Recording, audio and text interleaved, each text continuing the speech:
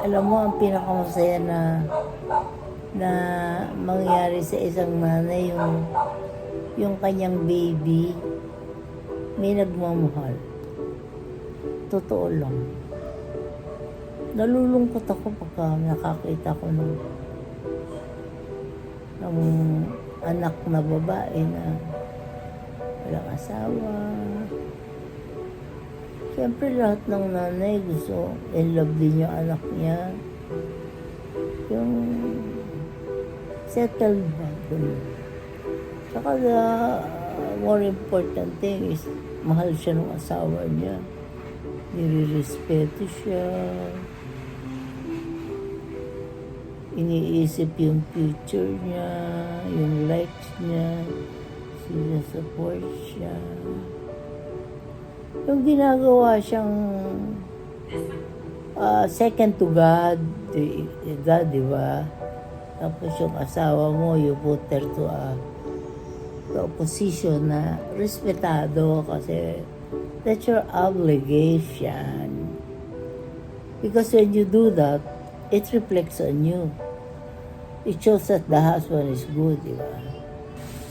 I'm so blessed. Kasi, sabi ko nga, Lord, I can't let go of this life because you've made me so blessed in a lot of things. Una-una, mga anak ko, kayong mag-aasawa. Kami mag-asawa muna, no? Kayo mag-aasawa. Tapos, lahat kayo, 4 kayo. Isang faith, tapos happy family. Bihira yun, di ba? Kayo magkakapatid na lalaki. Parang hindi kayo magbayaw, para kayo magkakapatid. Sila, para magkakapatid. I mean, who can find that, di ba? Isn't it a blessing for a mother na magkaroon ng ganon?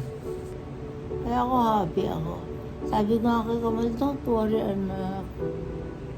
I'm good. If you don't come back, I'm good. Kasi settled naman heart ko eh. The Lord will take care of me. Gusto ko lang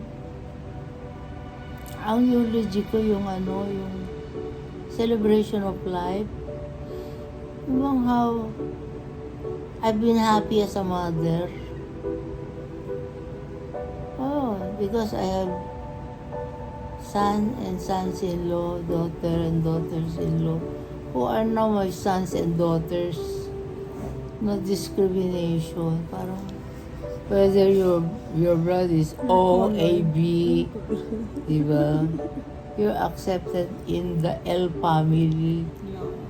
Diba? Parang, thank you, Lord. Yung iba mayayaman, nag-aaway. Iba mayayaman, broken family, mga anak. Ako okay to, no? Wala mga kayamanan natin.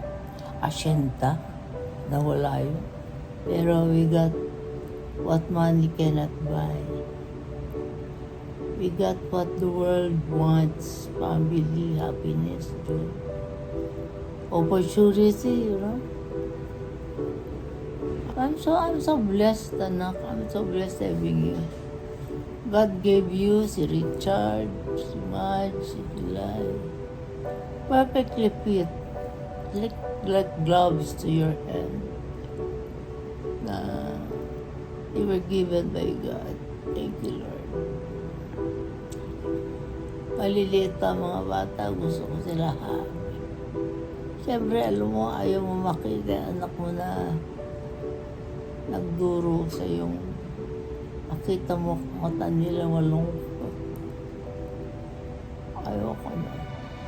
Kaya nung magkano share sa akin si Camille, nalulungkot ako dahil gusto ko siya iyakapin. Si Renz, si Ralph.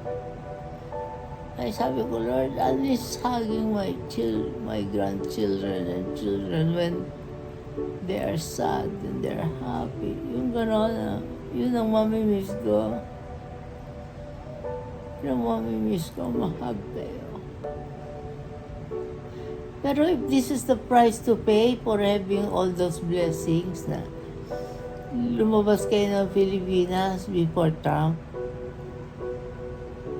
thank you, Lord. Para akong si Moses na iniwan. Diba, nagpunta na kayo sa promise land. Sige na, lakad na kayo dyan. Ako naman naiwan, pasilip-silip lang na ganyan. Oh.